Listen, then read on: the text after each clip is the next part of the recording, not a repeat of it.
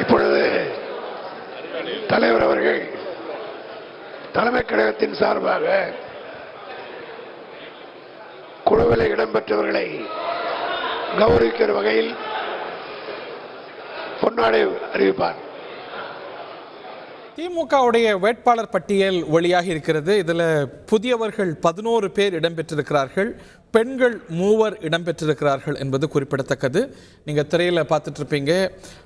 வேட்பாளர் பட்டியலில் வட சென்னை கலாநிதி வீராசாமி, தென் சென்னை தமிழச்சி தங்கபாண்டியன், மத்திய சென்னை தயாநிதி மாறன், தர்மபுரி ஆ மணி, வேலூர் கதிரானந்த், ஆரணி தரணிவேந்தன், தஞ்சாவூர் முரசொலி, தூத்துக்குடி கனிமொழி, தென்காசி ராணி என மொத்தமாக திமுக வேட்பாளர் பட்டியல் வெளியாகி இருக்கிறது. இதில் புதியவர்கள் 11 பேர் இடம்பெற்றிருக்கிறார்கள் என்பது குறிப்பிடத்தக்கது. அதற்கு முன்னதாக திராவிட முன்னேற்றக் கழகத்துடைய தேர்தல் அறிக்கையும் கூட வெளியாகி இருக்கிறது. திமுகவுடைய வேட்பாளர் பட்டியல் மற்றும் திமுகவுடைய தேர்தல் அறிக்கை இரண்டும் ஒரு சேர வெளியிடப்பட்டு பத்திரிகையாளர்களுடைய கேள்விகளையும் எதிர்கொண்டார் திமுக தலைவர் தமிழ்நாடு முதலமைச்சர் மு.க. ஸ்டாலின். சில தொகுதிகளில் மாற்றங்கள் செய்யப்பட்டிருக்கிறது. சில தொகுதிகளில் எம்பிக்கள் மீண்டும் போட்டியிட வாய்ப்பு வழங்கப்பட்டிருக்கிறது. புதியவர்கள் 11 பேர் இந்த பட்டியலில் இடம்பெற்றிருக்கிறார்கள், பெண்கள் 3 பேர் இந்த பட்டியலில் இடம்பெற்றிருக்கிறார்கள் என்பது குறிப்பிடத்தக்கது.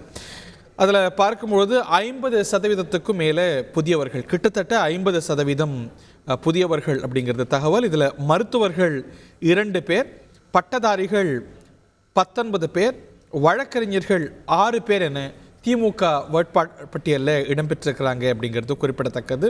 பல ஹெவி வெயிட்ஸ் மீண்டும் போட்டியிடுறாங்க. சிட்டிங் எம்பிக்கள் பலருக்கு மீண்டும் வாய்ப்பு வழங்கப்பட்டிருக்கிறது. தர்மபுரி உள்ளிட்ட இடங்களில் மாற்றமும் செய்யப்பட்டு புதியவர்கள் களமிறக்கப்பட்டிருக்கிறார்கள். புதியவர்கள் சிட்டிங் எம்பிக்கள் என பேலன்ஸ் செய்து வந்திருக்கிறது திமுகவுடைய வேட்பாளர் பட்டியல்.